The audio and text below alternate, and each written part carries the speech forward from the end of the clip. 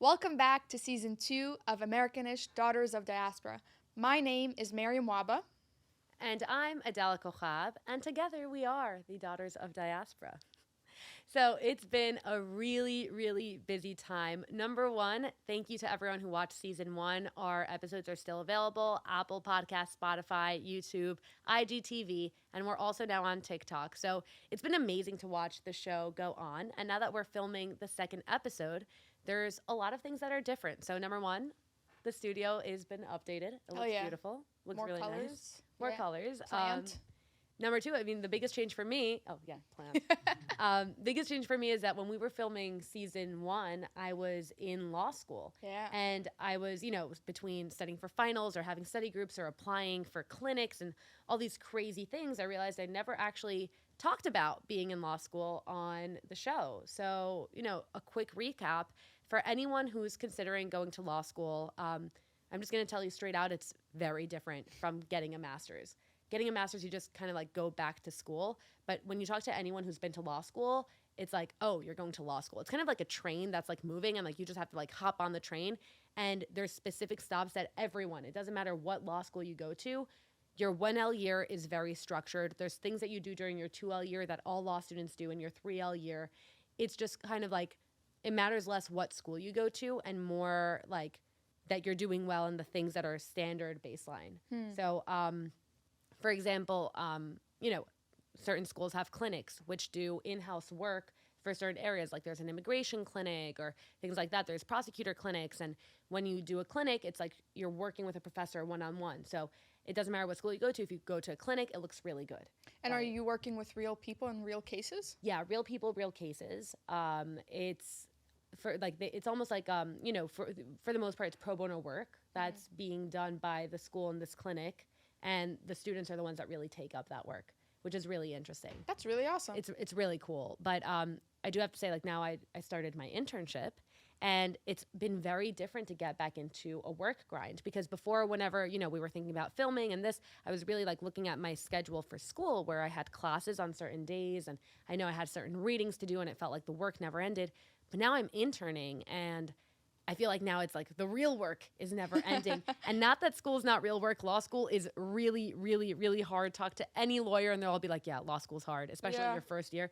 But now that I'm interning and I'm not just answering to like, oh, I'm going to have to get home so late and do my reading so late. It's like I'm answering to my boss. Yeah. Like, if I don't have my work done, and I did work for 2 years before going back into school. But legal work is also very different. So this summer, I'm actually working at a mediation office in the New York Supreme Court in New York County. So we're working on settling cases before they actually go to trial. So it's also, I feel like I'm picking up all these like fun skills. But again, like trying to find times to film and things like that. It makes me admire you so much because you've been working this entire time, Season 1, Season 2. So we never actually talked about it. What is work like for you? Well, that's really awesome, and I want to get back to some stuff about law school. I don't know if we've ever talked about this because it seems like another lifetime ago, but I thought I was going to law school for a big portion of my life. What? Yeah, I took the LSAT twice. First time, I did awful, and then the second time, which was now 3 years ago, I still haven't looked at my score. Really? Because I don't want to know. It's valid for 5 years, so. I'm not changing. I hope I'm not changing my mind. I went through this phase where any lawyer that I would talk to, and I would just like ask advice, like where should I go? What should I do? What is law like? What is being a lawyer like? And they'd be like, well, if you're thinking about going to law school, don't. And that was like the conversation. And they were half joking, but I could see that the other half was not joking at all. Yep. And I was lucky enough to find this other world, this other career as I was finishing up my college degree. And I was lucky enough to get some internships and fellowships in the DC space. I don't even know how to define, honestly, my job because we just do different things at different times. But I work for a wonderful organization called the Philos Project. Philos is Greek for friend. And specifically, I lead the advocacy team. And right now we're working on a very, very cool project, but when I'm not working on a specific project, the role of the advocacy team is to work with and defend religious minorities of the Near East. So I've worked with Ethiopian Jews, Copts, obviously, Maronites, Assyrians, Iraqi Christians, working to combat bad actors in the region. So it's pretty bland work, but it gets me really, really excited. I do want to tell you about this new project that we just announced, which is called Abraham's Missing Child. And we've talked about doing a whole episode on it, but I'll tell you a little bit about what it is. So after the Abraham Accords were signed, for those of you who don't know what the Abraham Accords were, they were a historic peace agreement, normalization agreement between the UAE and Israel. And the only other two countries who had had peace agreements were 40 years ago, and they were Egypt and Jordan. And until now, no other Arab country had open public relations with the Jewish state. And the UAE, under the Trump administration, fostered this peace agreement, and they called it the Abraham Accords. And the region was not prepared for it. Nobody saw this coming. Obviously, the UAE and Israel had known that was coming, but outside from that, experts, people who work on these issues in this region, were just bamboozled by this as great turn of events. And it's changed the region. We're just 2 years in, and we're seeing real effects of what these accords mean. Just 2-3 days ago, the UAE announced like an open trade with Israel, and it's going to be like $10 trillion worth of business happening in the next few years alone between those two countries. But as I digress, the Abraham Accords also are showing us that the Middle East, the Near East, is moving in a really positive direction. They're doing great things, and I won't say what embassy, but we were at an Arab embassy, and the ambassador looked me in the eye and said, the region is in a race to open up. And that made my heart so happy, because these countries mean a lot to me personally, professionally, and it's great to see them take these great leaps of progress and make these internal declarations to help promote human dignity, human rights, religious freedom. So Abraham's Missing Child was the brainchild of my boss, Robert Nicholson, who's the founder and executive director of the Fearless Project. And he saw the Abraham Accords, and he was like, this is great. Like, the region is moving in a really positive direction. But what's missing from these great things? And it's the indigenous Christians of the region. They have been there since forever, have been persecuted, and experience real hardship every day at the hands of so many factors. And while the region is moving in this new direction, they're leaving behind these indigenous communities. And we're not talking about a couple people or a couple 100,000 people. We're talking about millions of people, millions of Christians from the region that have existed in the region for centuries. And he wrote this op-ed in the Washington Street Journal, and it was called Abraham's Missing Child, and we got some really good feedback, so we sat down and we wondered, like, how do we bring this to life? Because it's a good idea at its core. So over the next 12 months, we're going to be hosting 3 conferences in the Mediterranean, in the Arab world, to talk through how Christians can have a seat at this Abrahamic table. And what's so different about this project, and what makes it different from other religious freedom movements, is that it takes into account Muslim and Jewish voices. You cannot talk about the Christians of the region without talking about their neighbors that they've lived with forever. So I'm really excited about it. I'm the logistical lead, if you will, of this project. We just announced it in DC 2 weeks ago, probably a few weeks when you'll be watching this. But it's really, really excited. We're heading to Athens next in September. And you can go to the Fearless website to learn more if you're interested in getting involved. But I'm really excited.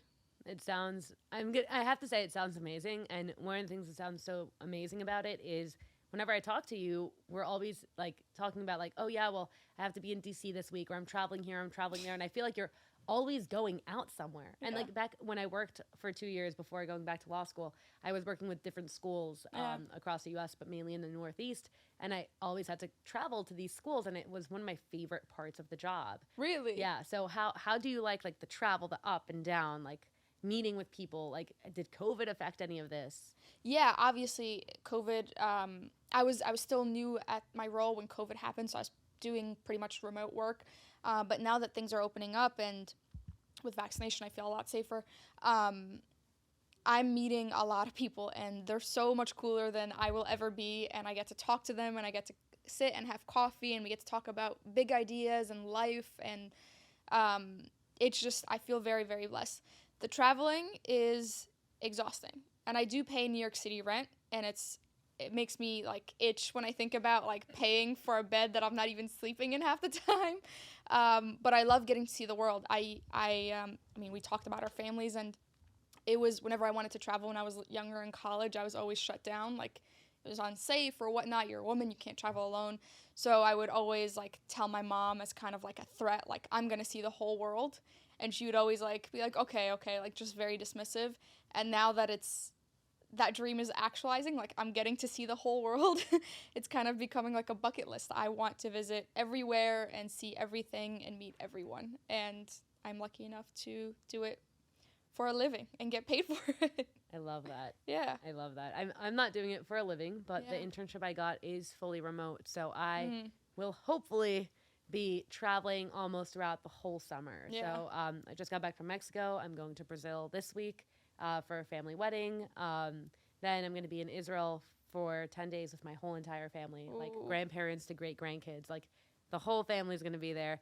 And then hopefully we'll be going to Spain and Portugal. We got a plan to meet up in Israel because we have to find a time that we're going to be there at the same time. Yeah, that'd be really fun. Yeah, that could be so much fun. I haven't been there in quite a bit, so I'm really excited. My grandpa has this like big dream, this big vision where he sees his whole family from the oldest to the youngest just at the hotel together. So we really want to bring that to fruition. He's been talking about this trip for years. Wow. And now we finally get to take it. And I'll be working the whole time. So I'm going to have my computer with me. I'm going to be working US hours. So, I'll be there. There's a 7-hour time difference for you guys that don't know between here and Israel. So I'll be up for all the time. But I think that's a really great privilege that I get to have right now. Not only to have a, New York Supreme Court internship, but also to be able to travel and be with my family. So I feel like I'm getting two sides of the sword. And I want to go back to lawyers, by the way. Yes, most lawyers you will talk to will tell you, do not study law. Don't be a lawyer. Most of them actually hate it. It's horrible. Yeah. But I will say there are those that love it. And I was one of the very few people who really enjoyed my 1L year. I had the time of my life. I suffered, but I really do like it. I do enjoy law. Again, a lot of my really good friends are lawyers, like Harvard law lawyers are like, yeah, I hate this. This is the worst. Why did I do this?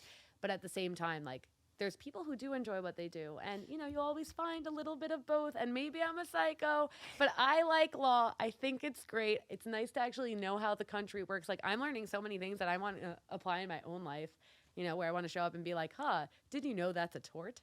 I know what a tort is. I think what's really interesting about your law school journey is that you knew what you wanted to become a lawyer for.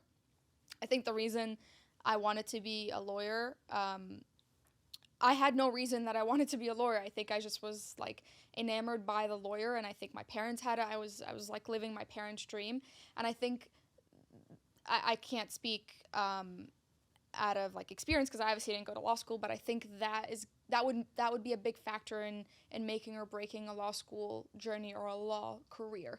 Yeah. You know what you want. You want to defend X, Y, and Z. And I had no idea what I wanted to do. I just wanted to go to law school because I didn't know what the other options were. I didn't know that I could get a job, et cetera, et cetera. Yeah, it's funny. Actually, I spoke to someone who said that he chose to be a lawyer because when he was little, he was wearing a suit once at a family wedding or something, and he liked wearing a suit, and he told his older brother, I like wearing a suit, and he said, well, okay, like, enjoy your suit. He said, well, what can I do in my life where I can wear a suit every day? And he said, well, you could be a lawyer. And at that moment, he was like, I'm going to be a lawyer. Till this day, he's one of the people that tells me he hates law. Really? And he hates being a lawyer, but he's a great lawyer. Wow. But he keeps saying, yeah, I got to move away from this work. But at the same time, you do meet people who had, like me, like the zeroed in passion. Crazy thing, though, is that, like, I came into law school to really, focus in on hate crimes and discrimination and religious minority persecution and religious liberties. That's still my goal, but I'm hitting not hiccups, but there's so many, like, I guess, speed bumps along the way that are, like, taking me on side quests where it's like, I really love property law. What? I never thought I would care about property law. And then, like, there's some topics that I really thought I would like that turns out I didn't like so much. So it is interesting once you see it all in practice. But, for anyone listening who wants to go to law school and you want to talk to someone who loves it, let me know. I love law school. I'm always happy to chat with people who are interested in law school. And I go to Cardozo School of Law, which is part of Yeshiva University. So also just being, Jewish and going to Cardozo, it helped me see the difference between a school that accommodates for Jews and a school that's built around Jews. So like NYU, when I was there as an undergrad, they accommodated Jews, right? So like if you had school on Yom Kippur, you would talk to your professor and your professor would record the lecture, right? And we had a kosher cafeteria. So like if you wanted kosher food at NYU, you can go and get it. At Cardozo, we don't have school on Jewish holidays at all. It's like understood. On Fridays, there's no class after 2 p.m. All the food in the building is kosher, which is amazing. We have kosher microwaves. You don't have to, it's not like it's accommodating for us. Like Jews can be comfortable here. It's like, this is built for Jews. Yeah. And because I'm an international student, even though I'm Jewish, I had to go to the international student orientation. And it was interesting because I guess I never realized that other countries don't really have a lot of Jews because they do a whole part of the international student orientation on Judaism. Like you'll walk through a door and you'll see that there's like a stick on the doorpost that people will be kissing. That's called a mezuzah. And you'll walk around, you'll see that we have a sink outside of the bathroom with a special cup. That's for ritual hand washing. You can touch it. It's not sacred. Things like that, like that are so, in my everyday life where I'm walking through Cardozo and it's like, oh yeah, like we have like a Netilat Yadayim, like a hand washing station. Of course we do, which is so weird and bizarre to think, but also to try to explain to someone who's not Jewish, like, yeah, this is a Jewish thing, but you can touch it. Don't worry about it. So the whole thing's been really, really interesting. And now, Rachel, you can cut this if you want, but I think I'm going to say it. And actually, that's one thing I realized about Israel, right? It's not a country that accommodates for Jews like the U.S. Yeah. It's a country that's built around them. So yeah, our summer is going to be filled with lots of exciting new things. We obviously pre-record these, so you'll get to see our lovely faces as often as you do. We're really excited for season 2. Thank you so much for joining us. We'll see you next time on Americanish.